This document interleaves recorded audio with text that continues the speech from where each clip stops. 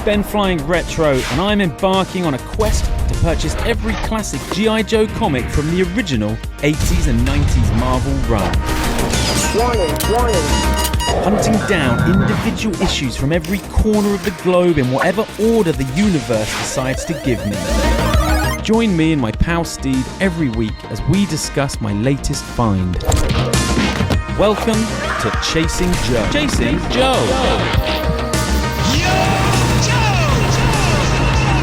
I am fresh from the gym and feeling pumped. It's Thursday, episode 43 of Chasing Joe. That's how you know it's a Thursday, because we are so, I don't know, loyal to you. We are so, what's the word I'm looking for, S-Jubs?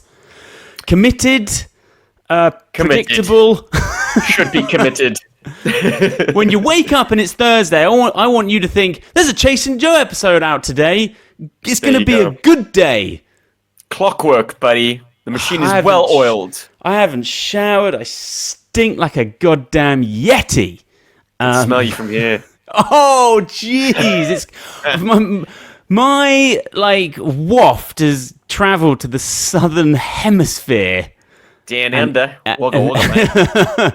You all stink down there. Episode 43. What are we saying? I've got a mailer. Something has been posted to me. What do we do on this show? We open comics. Here we go. We're getting straight into it. How are you, good buddy? Everything okay? Your hair is creeping up. I mean, you're doing something. You're being coy. What are you doing? There's a lot of growth. No. It's quite 90s. Sort of in-betweeny. Isn't it? I don't know, but if I don't have a reason to cut it and it's winter, it's warmer to have a beard and a little bit of length. Yeah. But people aren't interested in the way we style our hair on this show. At least I didn't think they were. They're interested in issue 136, dropped March 16th, 1993. We don't say that year that often on this show. Wow. Now, means a lot to me, this one, because this would have been an issue that I picked up from the city of Salisbury, Floppy Tongue Comics. I would have picked this up. I remember it. I loved the cover then. I still love it now. I don't want to hear anything you've got to say about the cover until I've picked up a bucket and thrown a truckload of March 16th, 1993 all over your boat race. Right, you're at the cinema, you've already done the DeLorean. I can't do that every week. You've done that. You're at the Chinese theatre. You've got 4 screens. Pick a screen. God, 1993? Is it Jurassic Park?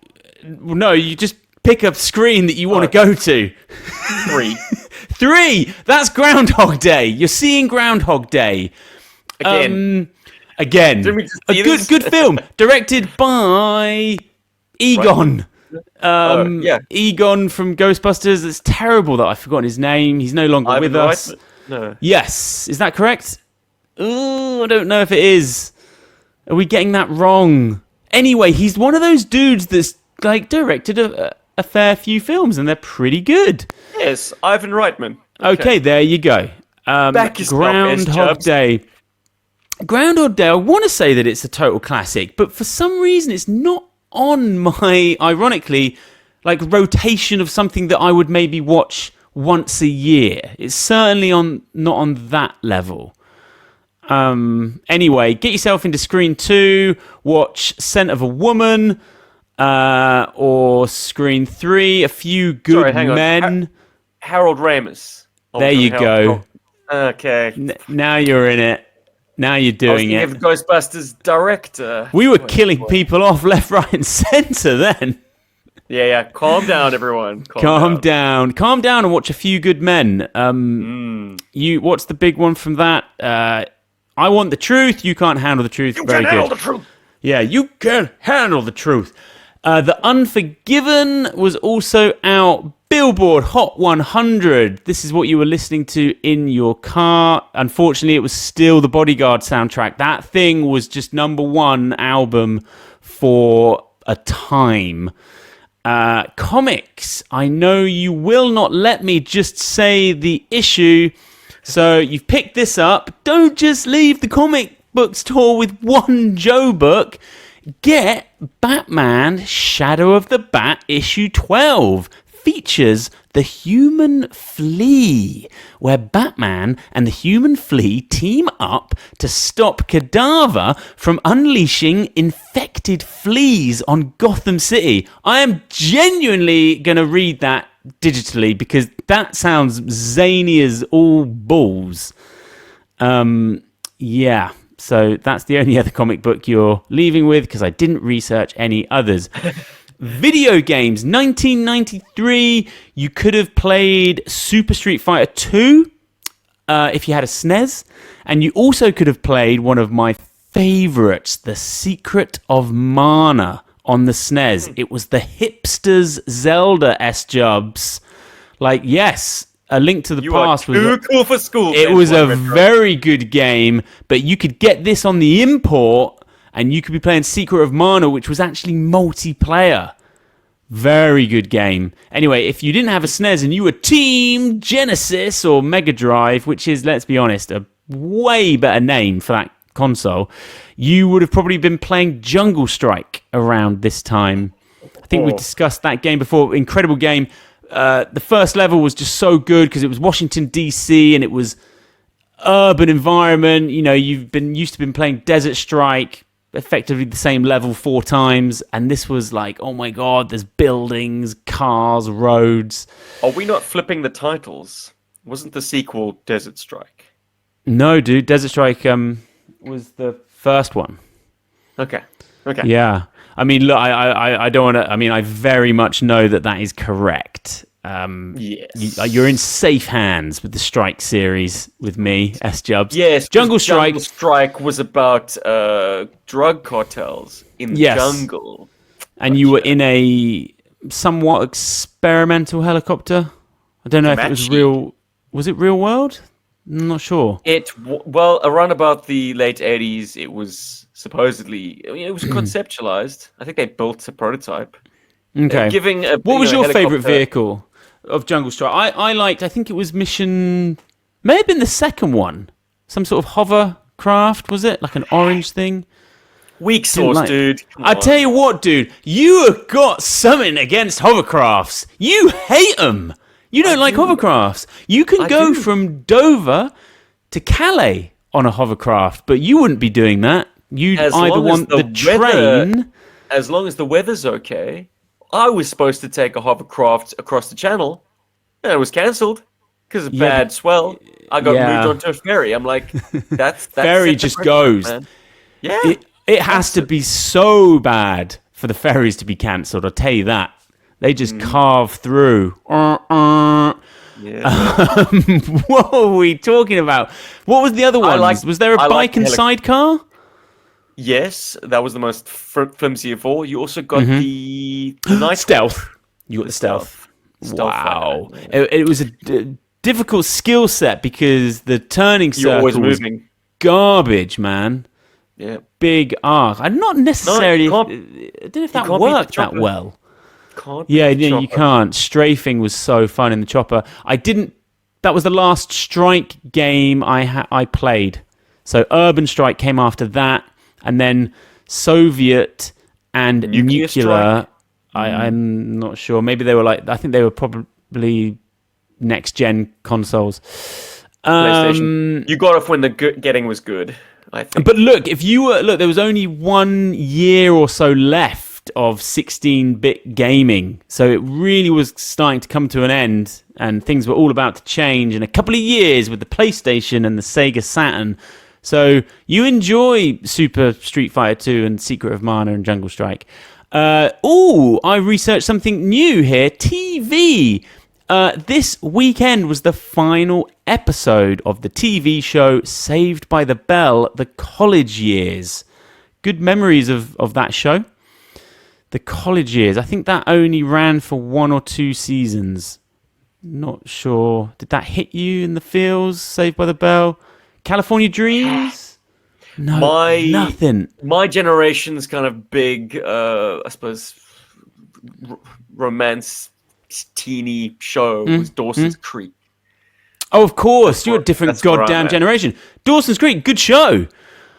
I think I did watch that at some point. I liked it because he was very into Spielberg, wasn't he? He was an absolute, in the show, he was really into films and like, yeah, he would never leave the cinema until all the credits had gone because he wanted to pay respect to all the people that made the film. Look, Dawson's Creek, that's something we used to say if we had a friend that was maybe spending too much time with their girlfriend and they weren't like hanging out with us anymore. We'd be like, "Oh, Dawson's, jeez." And if they like cancelled a party or something, we'd be like, "Oh my god, this is like full Christmas special of Dawson's Creek." Like you're full. You're not wrong, Ben. You're not wrong. Toys! Get yourself into Toys R Us with the kids' eyes spinning from their Segas and their Nintendos and an increasingly fragmented toy market. Hasbro headquarters were chucking everything and anything at the wall in 1993. We had Mega Marines, Mega Monsters, Star Brigade, Dino Hunter, Street Fighter 2, crossovers. It was all happening. It was very colourful, but things were very much about to end. The Dino Hunter thing, it was like, there are so many GI Joe vehicles from this end of the era that I am not familiar with. So many. I sat down and had a real good look through. Are there any vehicles from this year that you're a big fan of? Like you're like, this has earned its place in the pantheon of vehicles. Nothing springs to mind now. What was I looking at? They're just so 90s. Okay, 3. Oh, is one the sub? Number 1. Okay, go on. The Shark 9000. I looked at that one. GI Joe can get rid of the whale because it actually has a hulled boat to take on the moray. I looked at this one. Good one. Yeah, good Color scheme? Color scheme. Well, it's 90s, all right. You could paint over all the orange bits, which I did as a child. And then as an adult, I removed that paint as an adult because you got to luxuriate in those glorious, like, oh, my neon days, you do. I'm shocked that you painted it. Wow. So that's number 1. Finally, some proper GI Joe boat sea power. Sorry, Devilfish, you're not cutting it. Number 2, the Ghost Striker X16. Yeah, I looked at this one too. Very kind of it's an dinky. F16. It's kind of dinky-ish. Get it in your hands. It ain't dinky. Really? It is a substantial plane. It has the heft of a substantial plane because it's got batteries in that sucker. It's got it's got a take it or leave it projector feature. Little like little hand dial that you can then change the targets that you're projecting. It can just be a reticle. It can be a reticle with like a Cobra aircraft in it. Various Cobra aircraft. It's got Rattlers. It's got Liquidators. It's got the Condor. It's got Cobra gliders as a target that you can select. It's got little like projected lights that sort of would be the lasers. It's got spring firing weapons. It seats 2 in a very well designed and very intricately detailed cockpit. God, this is a good vehicle. It's a very good vehicle. It has shit landing gear. But they screwed the pooch at the very end. It's a quality toy. At a How time many? where Is it 2 AA's in that sucker? Can't be 4. 4, baby. What? It has the physics of how that works. That's a lot of space. Well, it's in the handle, so it kind of gives you a center of gravity that's in your hand. But it's got a very, very 16-bit soundtrack-y, like flight sound. This is getting good. And it's got the nav lights. It's got the red and green blinking wingtip lights. So it's got a cockpit light that gives you some light on your excellent Are you Ace kidding action me? figure. This is It came with the incredible. best Ace. Like Ace 1983, he's got a pressure suit. He looks like an astronaut. Ace Yeah. 1993 finally gives us an Ace with a fully removable helmet, lovely portrait, got oxygen mask, proper like flight helmet, Yeah. you know, with the goggles. So too little too late Wow. maybe for most fans, but it is an excellent entry. And number Yeah. one with the bullet, GI Joe's Monster Blaster APC. Fantastic vehicle. Yeah, Ground looked vehicle, at this too. lock and load firing mechanism on the gun, which is so fun. With the You blue drop the doors. missile in. Yeah. No. What am I Was it a thinking? You're thinking the Paralyzer. Ah, okay. So the Monster Blaster is in a great green color. It's got some lime green as well Yeah. to mix things up. But for the most Okay. part, lovely color scheme. Has a very unique way of seating action figures. They kind of are in these side saddlebag kind of. It seats a lot of guys. Right. Wow. I tell you what, we can't get you out of this toy shop. We've got a DeLorean. Like, we can't go because gotta Esther's still talk in about Toys R Us. comic- He's buying all of these 90s toys. I am going to have some real fun tonight doing some desk research on these toys because I was blown away by how many, well, from what I could see, looked like great entries. Like really interesting toys. G.I. Joe And- was phasing out its vehicle pool and becoming more of a figure-focused line than it ever had been. So the vehicle pickings was slimming down. Yeah. That's I tell you what, definite. But there's still some heavy hitters. I didn't see. Well, what about Cobra vehicles? 93 is a bit of a graveyard. Yeah, that's what I wasn't having my mind blown by those. Anyway, it's time for Guess the Price on this eBay book. So issue 136 are these Snake Eyes issues punchy or not, S-Jubs? Yes, it does have the subtitling or the super titling. It's Snake Eyes, and then teeny tiny little GI Joe, and it says "and the Ninja Force." Well, look, dude, you were buying it at the time. I should ask you: was that not a sales point? That it was punching Snake Eyes up there? Well, I think when I was a kid, I was so into all of this, and it was only Chief that was telling me not to like it. But I am guilty of the same thing. Having Ninja Force figures was like a stamp of achievement on my playground. So Yeah. I can only imagine that having it all over the comic book cover would attract sales. And when we get into the contents of this issue, it's absolutely reflected in the tone of the book. This is zany as all hell. Oh, yeah. Larry was not writing for adults at this point. He was writing for the toy buying market. So, how much do you think I paid? I'm gonna say £5. £6.50. So, episode 43, running total £207, 22 pence, 278 USD, 12 donations. This truck just keeps on trucking. The cover, welcome to the 90s. Two lovely ladies on the front.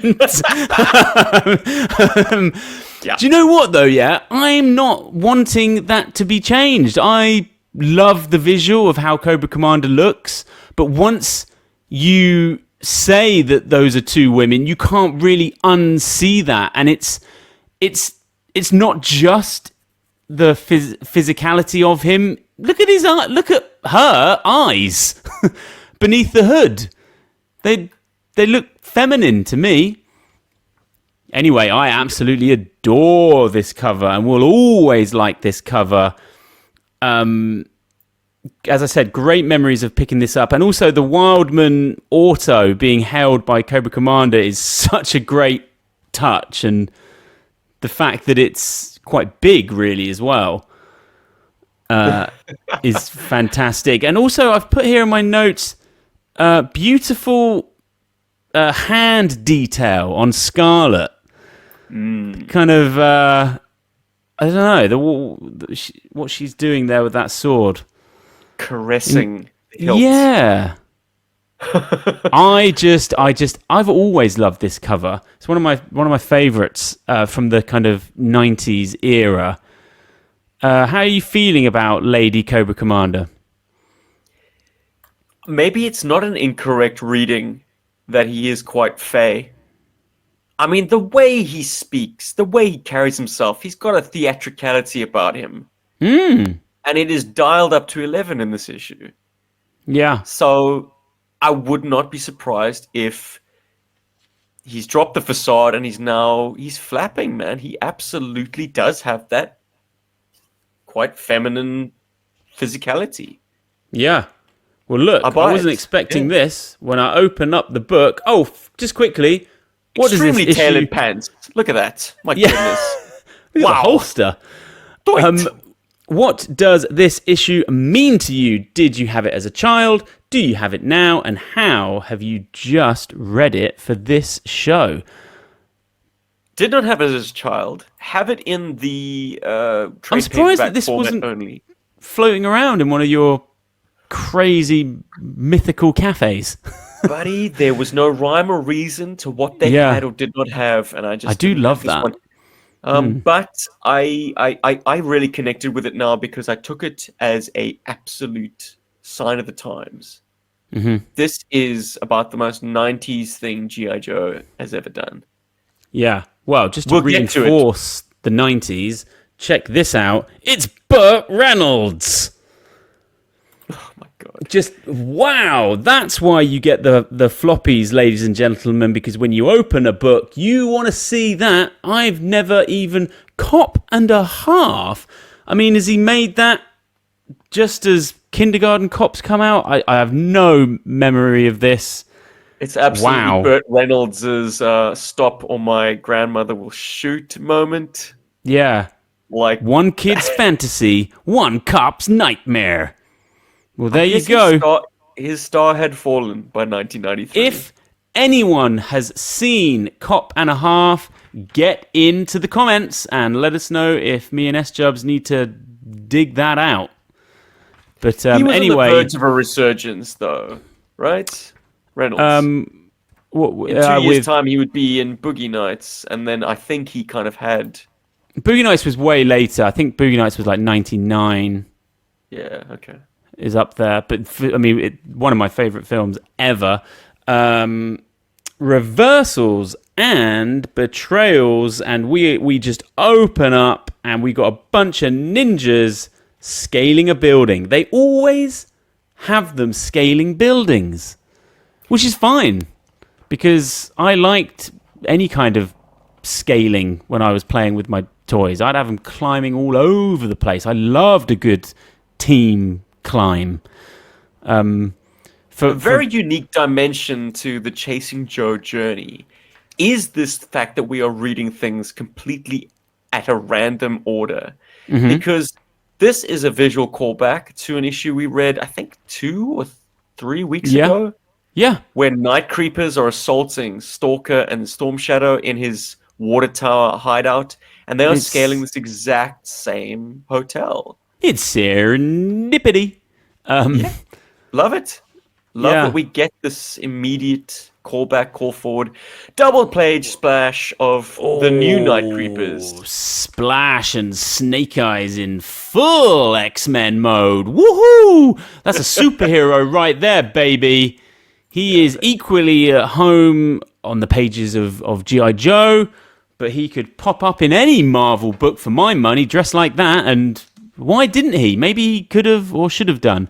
Just quickly, back to that climbing bit, I was just going to say that the area of my house that saw the most Joe play was probably my stairs. So starting a mission from the bottom, finishing at the top with like 2 little landings in there where you could like ahead of time set some things up so when you get to that bit you could have a skirmish. Do you have fond memories of stair play? My house, my parents' house, did not have any stairs. It was not a double Bungalow. story. But my best friend Rob lived in an apartment, a sort of a upstairs, downstairs kind of setup. And boy, oh boy, did that become a selling point. Anytime he was like, should we have sleepover at my place, your place? I was like, your place, Rob, you've got stairs. Yes. Somehow the idea of like operating on two different altitudes was exciting to me. Yeah. No, it is. It's great. There's a mountain to be scaled in the middle of your adventure. Awesome. Yeah. But you had to think ahead and set some things up, set some traps, get some figs, get some vehicles that they can stumble into. Anyway, what's going on that splash? It's a mighty fine splash. Do you think I'm right in thinking that we tend to get more double page splashes as we get into the hundreds of ARA? I think we do. Huh. I feel like whenever we're doing issues up at this end of the release, we're getting double splash pages. I think I'm onto something with that anyway. But look, as a comic book reader, I love double page splashes. It's just an opportunity to take in a large piece of artwork, which is lovely. It's like hold it up. It's like a painting. It's joyous. Screen. Yeah. Now, what I like about this scene is we get effectively a Storm Shadow DVD commentary for the next few pages, and I think it works. I think it works really well from a kind of like he's sort of teaching the other ninjas, like you think he's in trouble. But no. Watch and learn, boys. Yeah, and just talks through all the different moves and poses and yeah. Somebody's got to do the talking for Snake Eyes. So yes. That's it. In this case. Yeah, the low praying mantis. He gets into that. What else does he get into? Was there an iron horse? There's always an iron horse. But anyway, wow, good scene. A great word for a crossbowman. The arbalesters. Wow, that's a mouthful. Arbalesters? My God, they love crossbows. But it's like what you were saying. Like, I mean, reloading a crossbow, you fired your shot. Is it automatically loading up another dart? Arrow? It should be. Are you feeding that? Are you feeding that in yourself, or is it just mechanically another one comes in? But then after six, I don't know how the classic Night Creeper crossbow functioned. It's a mystery to me. Maybe they all fire at once, like you've got this kind of scatter shot. Oh, jeez, that's brutal. But then you really are done. But also not a very effective ninja weapon. Like, how accurate could they be with this shotgun of crossbow bolts? If you're lucky enough to dodge all five, the next thing that's being thrown is the actual crossbow. John Wick. Now, these are the version 2 Night Creepers, and they famously did not come with crossbows. Yeah, they famously disappoint me. I don't know. Okay. I'm not sure. I think they are too generic. I don't know. Well, what does your gut tell you? I know what you're going to say. No. What am I going to say? I think you're going to say that you like that they're more leaning in. They've obviously got some kind of technological mask helmet going on there. There's some kind of technology in there. The thing that appeals to me most about them is a low-tech detail that you're only going to see in their card art and on the page. Because it wasn't part of the action feature. Maybe it was a feature that was dropped at a point. Because, okay, a lot of the Ninja Force stuff had soft goods. And in the case of the Night Creeper, I think they were supposed to have this kind of ragged, like, rouging to their backs and their forearms. Yeah. It's like a cape, but it's not. It's like this tattered thing that make them look like kind of bestial or... But they're using it for concealment. I don't know what they're using it for, but it's the coolest it's the coolest element of their uniform, and it Yeah, it's wasn't the only on bit that I actual- like. Yeah. The colors are a little bit muted on the page, which also helps. This very insect-like face kind of divorces them from even being human in their appearance. Yeah. I mean, they look kind of Middle Eastern in their V1 versions, and they certainly had code names that were in the sort of Israeli alphabet, which also calls back to like Middle Eastern vibe. But yeah, these guys are straight up aliens, man. These Yeah. V2 guys. Whew. Yeah. I have to But say, yeah, the oh my action God. figure just fell short of this mark. Dude, the splash page just got even better because of all Okay. the stuff in the foreground. How incredible is that? That's so lovely. The bluish hue of the night creepers in the deep foreground with the sword and the harpoon, crossbow. Sure, man. Sorry. Yeah. Oh, lovely Streets of Rage cityscape as well in the background there. You can hear that theme tune, baby. I enjoyed making the thumbnail out of this one. I cut that Snake Eyes with the orange, when he's in the low praying mantis. I cut that out for the thumbnail to this episode. So enjoy that. Shing shing. How are Yeah. you enjoying your Chasing Joe thumbnails? On a big old flat screen TV, hopefully. Yeah. Now, what have I got here in my notes? Oh, yes. So then this is a cool bit, isn't it? With the, what is it? A chest cam, head cam. One interesting little page. That's so awesome. You kind of get the grainy, like the feed. You're seeing the feed, and then it's...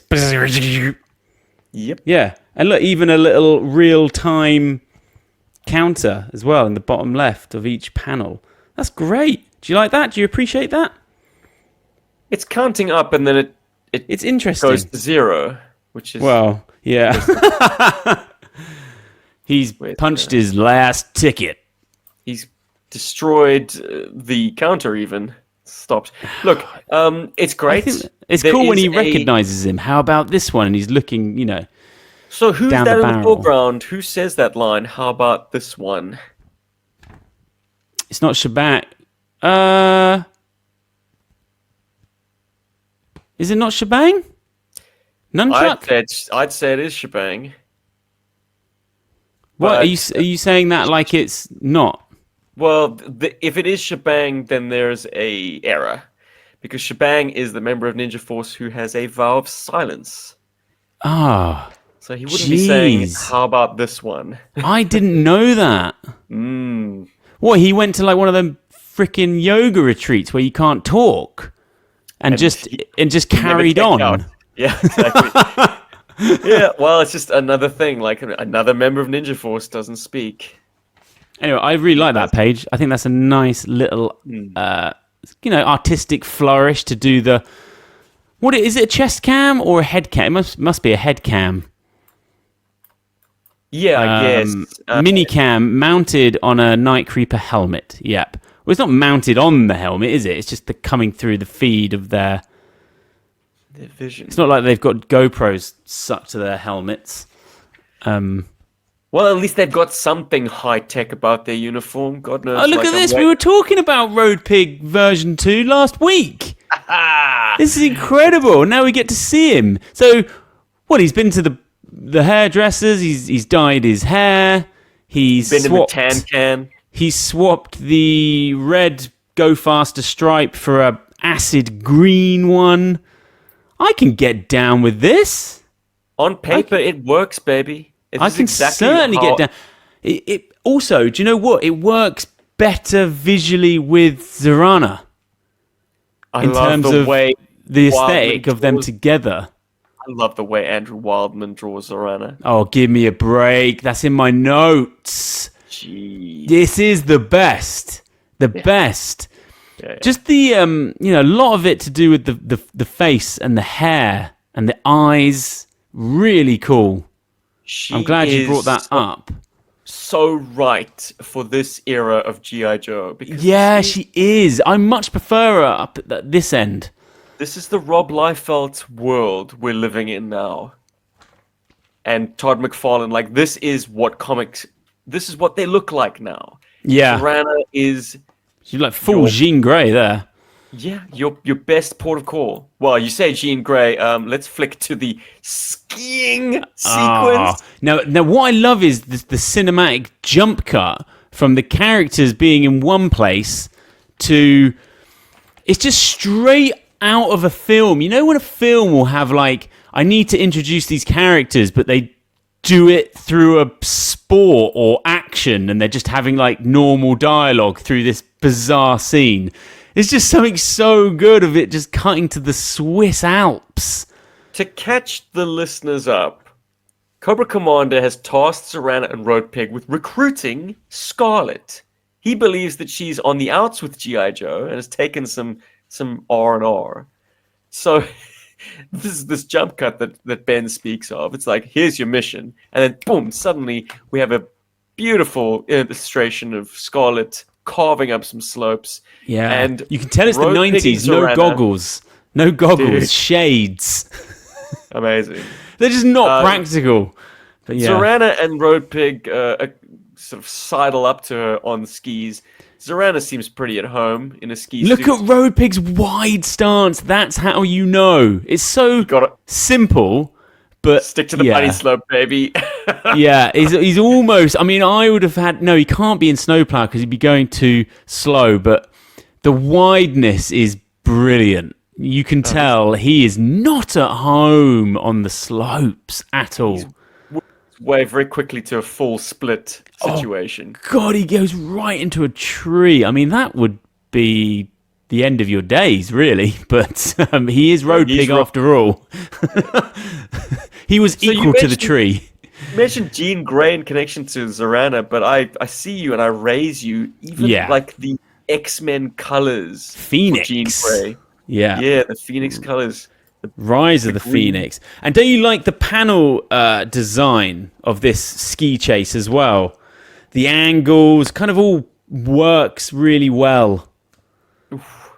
The next, so the following page with the triangles and that's another great 90s comic trope, I think. You know, not a classic panel layout design at all. Just like they would be doing on their skis at this point, they're carving side to side, and so is the panel layout. Oh, Ben. You know, a more cynical Steve from an earlier time might be like, ugh, this is absolutely 90s dreck. This is a pure example of the rot that's set into everything. I'm glad I don't know that guy. Boy, this is like I like this in my Joe book because this is GI Joe moving with the times. This is like we're gonna lean into the fact that this is where the trends are at the moment. Yeah, it's a product of its time. Larry's up to the challenge. He has written a pretty zany GI Joe story. Thank God that this run like covers two distinct decades. It's joyous when you cross into the 90s, or then you've been in the 90s for a while, you go back to the 80s. It's so funny to me thinking about the 90s and being a young, a teenager through the 90s. I remember saying, and all of my friends would be like, nothing is going to define this decade. It is so beige. It is so boring and dull. And arguably now, it is one of the most clearly defined decades out there. It's, so definable. I think that's just what you're meant to say about the times that you are living in. If you're too close to it, you're like, you yearn for the 70s or the 60s. But people, I remember my mum and my parents, at the time they were saying these are very boring times. But how now, in a post 9/11 world, we probably yearn for that kind of, everything was just cruisy, Yeah. But anyway. Bring it back, baby. Well, look, that ski chase ends with them falling off the edge of a cliff, losing their skis, and then, a Cobra Wolf turns up. Negative. It's not a Cobra Wolf. What is that? The Ice Saber. What? Is that not a wolf? Oh, because the other one in the background is a different one. No, the one in the background is the same vehicle. It is the same one. Jeez, help me out, buddy. What are we looking at? The Ice Saber. Any good? Wonderful toy. Wonderful, but it's clearly a evolutionary step from the Wolf. Has it not got a similar cockpit system? Doesn't have the cozy factor, man. You are flapping in the breeze. Oh, jeez. Yeah, Ouch. It's exposed to the elements. Why? Interesting gimmick. It has 3 seats arranged sort of back to back in this kind of triad. Yeah. And you could use a thumb wheel to twist that and bring a different driver up to the controls. I don't know. Oh, strange. Very bizarre. But I liked it in play because, you could kind of give the one guy a break and switch out your pilots. Now, Bizarre. this next section of the book, what are we doing here with Roadblock and my favourite Desert Storm Gulf War Duke? I guess it's a trap for Cobra. Yeah. Big Simple stealth as that. bomber. Yep, the B2 stealth. It's a beast. Cobra's trying to steal it and the potential warheads that are on board. I have to say, I quite enjoy the Night Creepers look when they're... what are they on there? The Paralyzer. The Paralyzer. They Cobra's kind of his all... tank of this era. Yeah, but very, all open though, and they're all just on there launching the missiles. There's some nice panels there. They gave up all the pretense that his tank was somehow like a survivable vehicle. So they're like, well, if we're not going to give it enough armor to withstand machine gun, why not just leave everyone, in the open? Yeah, So yes, I guess. The Paralyzer totally epitomizes that design ethos. And one of the Night Creepers basically just spills the beans of absolutely everything. Yeah, deliberate. It is deliberate. I think so. Yeah, because I was like reading that, I was like, this can't be right. Yeah. Nah. This is part of Cobra's master plan, I guess. Oh, man. Oh, dude. It gets so good when we go to Destro's castle and Destro's all in his tweed. I love it. And he's really happy and Baroness is just so bored. I feel for Destro there a bit. Because this is his chill time. I mean, I do love... What he is wearing is... Surely you want a classified of that or something. Tweed Destro. Something he puts on for maybe a Sunday roast or something. Well, look, Baroness gets her wish because things get less boring very quick when slice and dice... Do they come through the fireplace? Yeah. That is so good. That's fantastic. Must be flame retardant uniforms they've got on. Yeah.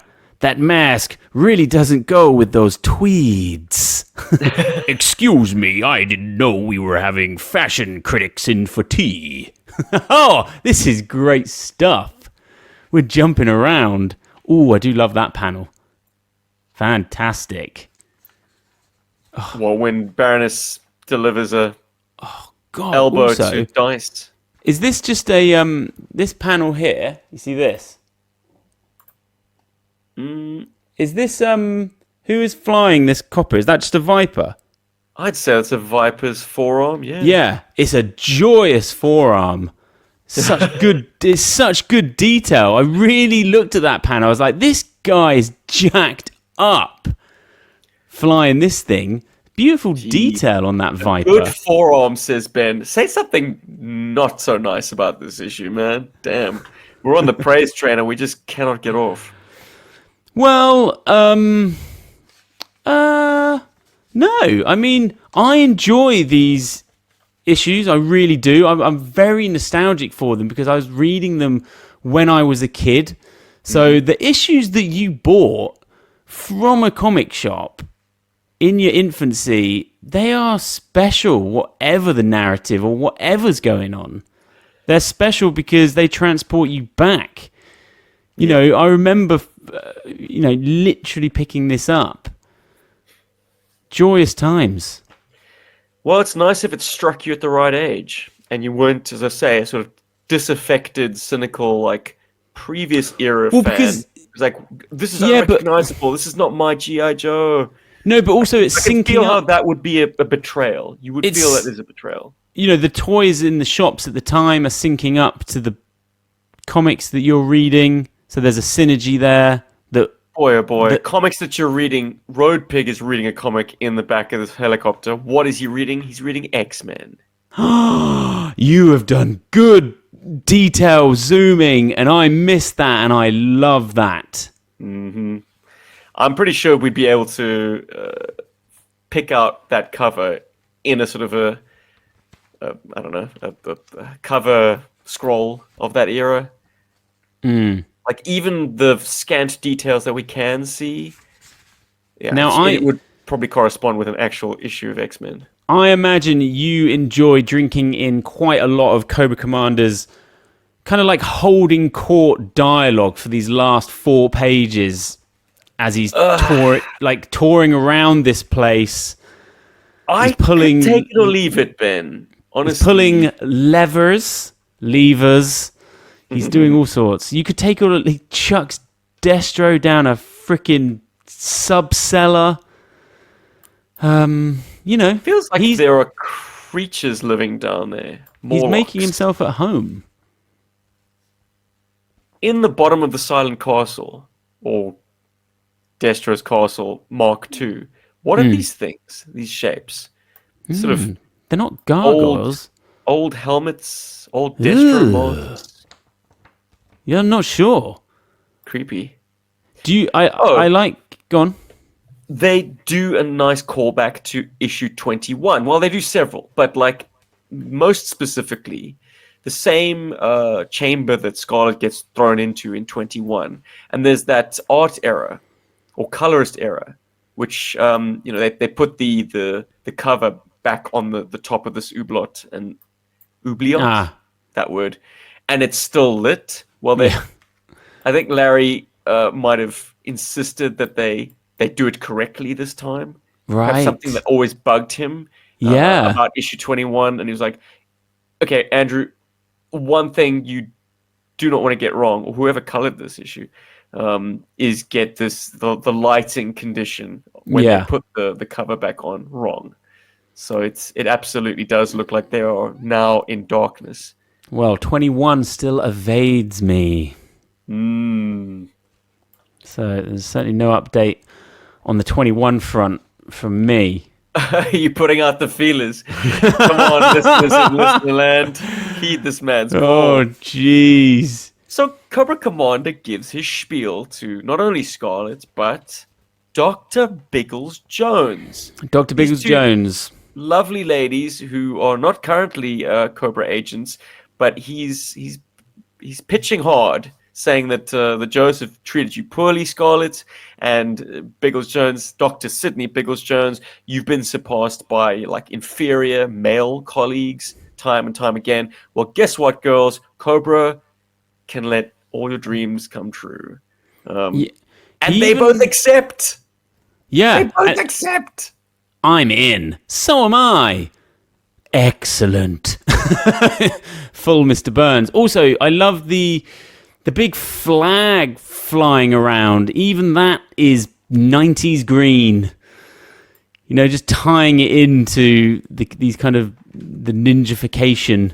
Excuse me. 90s green. What is 90s green? I just associate that green with 90s GI Joe and the toys on the figures. They were loving that acid green. Yes, acid. That is the word. At this time, it feels like. Yeah, man. But I think Cobra Commander looks fantastic there in the end. Yeah. Yeah. Owning it. He's strange. He's really theatrical. Yeah, he's so theatrical. That is it. He's just he's hamming it up. He's like selling it. He's selling Sunset, man. His dialogue is Shakespearean, and so is his performance. He's hitting the back wall of a 2,000-seater venue. A Firefly, he's that green as well. Green! It's not easy being green. That's what Kermit said. Cobra hammerheads, missiles, and torpedoes. Hang on a minute. I'm just flicking through this issue. Where is... Your trading card. No, there's no letters. There's no letters. No letters page. Boo. But you did get a trading card if you happen to get this one bagged. Oh, did you? There we go. My goodness. Ninja Force Scarlet. And the Night Creeper version 2. They sent the imagination rolling. They really did. What is this? Is this a photo? Have they made this film? What can I be expecting? A child doesn't know what to do with that. If you saw this image, even in 1993, you'd think this is some Z-grade garbage. Like, it doesn't even look as good as Street Fighter 1994. But I would love to have that in existence. If the live-action commercials were actually stitched together to make a movie-length feature, like, I would revel in that. Would be such junk food. It would be comfort food. It would be something that I would stick on. Like, oh man, the discussions that we had, the headcanon of talking about a live action. You know, it didn't have to be a film or TV show. Look at it turns out you actually live long enough, you get all of these things, and they are absolutely a million miles away from what you wanted, or even what you thought it would be. This is what we wanted, man. Yeah, I mean, that's closer to it, to be honest with you. It actually is. Toys on the screen. If they could just get that right, they'd have... Yeah, I wish I had those trading cards. I think we discussed them before, of how... Was there like 10 of them or something? Hang on, you did get some. Because I've got some, because I've got... Yeah, I unbagged. And this was in the same bagged way, was it? How long did they do that for, I wonder? I think... Do you remember? They're so iconic.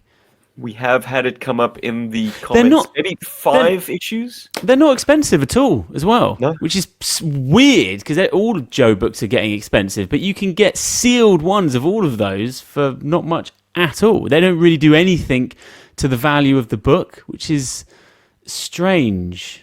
I have these issues sealed, and I'm like, I actually don't want to open them. But no, yeah, you're not an opener for sure. Which I don't know. That goes against. Yeah, I suppose just get another issue. You know, just get another version of it and have them both. Win-win. It's not like a toy. I don't need to hold the physical object. It's nice, but I can read the issue on a screen. You know. He can. Bish bash bosh. I guess I could too, but no, I need to hold these suckers. It's so much better. I really do. Yep. I have to say, the majority of the ones that I'm getting, you know, I really don't have that many beat up ones. And it's funny how in my head I'm like, oh, the ones in the later run are going to be so much better condition. It's like, geez, they're still all so old. Like, I mean, look, these are absolutely in beautiful condition. I'm buying from the right people. BenFlyingRetro, what is your thought on Ninja Force Scarlet? Do you have I don't... Where's my Ninja Force figs? I don't have her.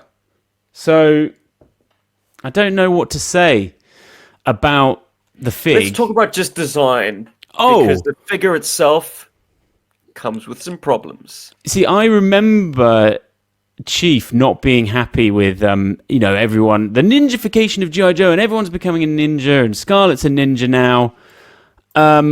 From a design point of view, where's the best panel of her in her ninja garb?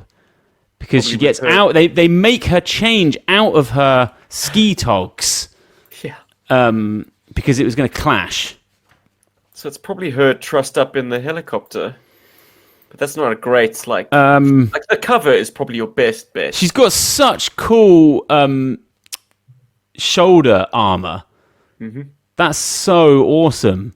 She's a prisoner in the back of a Cobra helicopter, but they've still appended her hand grenade to her corset. And also the yellow and the green is a lovely combination. I think the the design is right up my street. And then the hair, the hair is part of the costume, isn't it? It's just joyous. God, she's got enormous hair. Yeah, you had to in the 90s. It was the rules. So much of it. It was the rules. Right. But and fantastic knee armor and kind of pads going on as well. What's the problems with the fig? Action feature that inhibited. Oh, so she's got squared. She's got T-crotch. Yeah, T-crotch. Yeah. And it's not even a very good action feature. She that one, what does she do? A very weak kick. Well, you pull the leg back and it springs forward a little bit to basically kick someone in the shins. I suppose you can't really with a fig. You can't get the slenderness that you probably want from a scarlet fig. But you could have if they didn't do that. The tiny waist. Version 1 Scarlet is... God, she's full X-Men there, isn't she? Because the ass shot. Yeah, but version 1 Scarlet is quite a dainty figure. Mm-hmm. Like, so much so that it's problematic. Like, it's a fragile figure as a result. Yeah. So it's clearly possible to make a female figure that is quite lithe. Jinx is another good example. You know, totally. She's in a very boxy uniform. She's not looking very, she's not exposing any skin, but you can tell this is a female frame. 100%. Yeah, it's a tiny figure, Jinx. Petite figure. So, such a missed opportunity. I'd love to have this version in more functional articulation. Is the hair soft goods? Yes, a little hair plug. I mean, it's not as like overt as this. It does look a bit more like gathered up, like you would expect for a combat soldier. Yeah, even in such a weird outfit. But look, she could absolutely do with a Super 7 O-ring release with the big hair, with the full function articulation, and Super 7 do a slightly skinnier O-ring figure. Like their regular O-ring figures have rather slim biceps. Like they don't look as chunky as like a classic GI Joe. Okay. Certainly, like Serpentor, he needs to eat some meat, bro. I think when you put him next to his 1986 original. From an artistic point of view and an aesthetic, it must be fun to draw Scarlet ninjaed up with that hair. From an action point of view, the dynamic of how it all works and the flowing locks, visually incredibly striking. I mean, she's not really doing much in this issue apart from skiing, but still, I'll take it. Yeah, we'll take it. That's right. We will take it. It's a battle of the hairs there. Who's the best? Who is the best skier, Serana or Scarlet? I think probably Scarlet's going to have better technique, but I feel like Serana will go to any lengths. Now you are a snowboarder, but does that mean you've never clipped on some skis? Ben? Oh, massively! I've clipped on some skis when I was younger. Yeah. Mm-hmm. Yeah, lots of people have switched back. I mean, it's very popular skiing now. When in France, is it? Barely see any snowboarders. They're nowhere to be seen. Skiing got cool again. They made the skis shorter, fatter, carving skis. It's funny. Back in my day, they were so big, like 2 meters, above 2 meters. Now they're tiny little things, skis. Nimble. And they are, what's the word? Twin, multi-directional, forwards, backwards, whatever. Twin-tipped. But no, I'm a snowboarder through and through, for sure. The hoverboarder as your decorations will yeah. Did it have the authentic hoverboard, like faux box? No, it was a custom by a dude on eBay that just made to order. Because I saw for sale... They did release some. Yeah, a sort of unironic, it wouldn't be unironic, it would be ironic. It's pretending to be an actual boxed hoverboard for sale in the year 2015. Ah, okay. I know have a problem with that product because then it should have the stick. Of course. Yeah, what's so cool doesn't. about this one? It has the little hole where the stick should go. Amazing detail. Sure. Well, this one, this is made by Mattel. This is an actual official. I know the one that you're hoverboard. talking about. It's But, very. it's It's crap. undersized though. It's massively undersized. It's very dinky. Frustrates me. But I seem to recall a video, a bunch of skaters designed Yes, an actual yes. hoverboard. It was a quadcopter basically that you could stand on. yeah, I saw that. But you just have no way of guiding it in a straight line. Yeah, that hoverboard really Completely frictionless. captured a generation. Such a small scene. They're not even in the future for much of that film. But when you think Such of a that small film, scene, Ben. you think the whole film is in the future. You really do. And, it's, I don't know, 15 minutes I think they're in the future for. Pretty But much. the hoverboard occupies not one but two of like the key action Do sequences. you know what of that. I often try and get quotes and things into everyday life, whether the person I'm talking to knows it or doesn't know it. And one I've got for this week, I really, really want to use the insults that the two female police officers say when they pull in and they drop off his passed out girlfriend. They're like, recall two yeah, female it's police officers. when do you notice the glazed over look in the eye of the person you're trying to like drop these references. Yeah, no, it's something you like just steamroll dranks, zip heads, low balls, and something. It's so good. I'm going to learn all the words. Do you know the bit I mean? It's nothing. It's a breeding ground for zip heads, tranks, lobos. I was like, these are great insults. Hey, ziphead.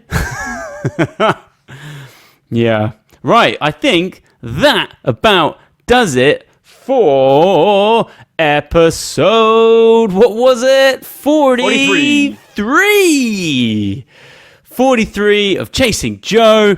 I've been at BenFlyingRetro. I stink. I need a shower. Find me over on Instagram where I'm smelling clean. Find me talking to my wife on our podcast, People Who Play, which is exclusive to Substack. Get on over there. S-Jobs, we just know where we can find you. You're so Joe-based. Keep it locked, keep it stocked, keep it rocked. GI Joburg, place to be. Yo. And you're not... Three of my buddies. You're not running out of ideas. You're not running out of topics. You're podcasting for days. I'm pretty sure we're sort of recycling. Yes, we're into sort of a third or fourth generation, like just taking old topics and doing them again. I love hey, who's keeping that. score, right? Rinse and repeat. I don't mind that. Well, why don't you all dig out your Scarlet Ninja Force figs and get involved? Yeah, Let's discuss the problems with these T sections and these damn Ninja Force figs that we all love so much. Untee the crotch. Untee the crotch. Until next week, keep your crotches teed or not teed. Cobra! Tee it up. Yo, joke.